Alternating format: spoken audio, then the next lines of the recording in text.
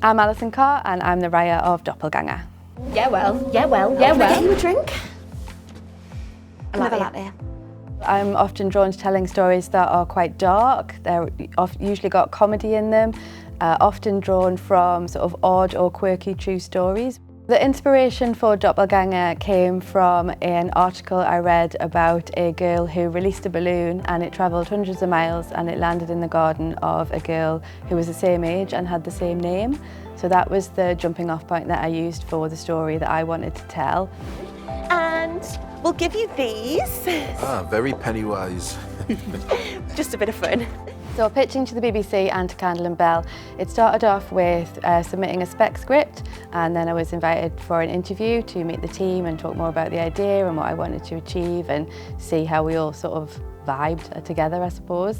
And then when I got the opportunity, I met with Maria and Zara and we kind of unpicked it all, see how I could better tell the story, how I could expand the world and the characters, and then I sort of went back and did a new draft and we built it from there. So, what do you want? We're on a listicle. Where? The top 54 weirdest coincidences. Number 42, the Josie Johns balloon coincidence. We're on lots of listicles.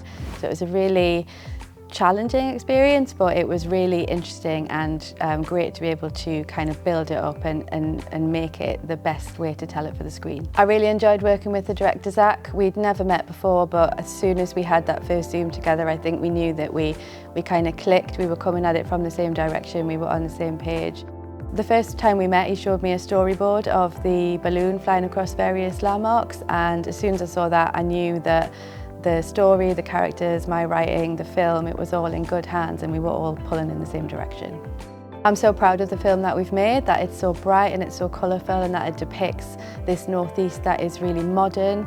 I think often the region still is represented sometimes in stereotypes, and I think we absolutely don't have that.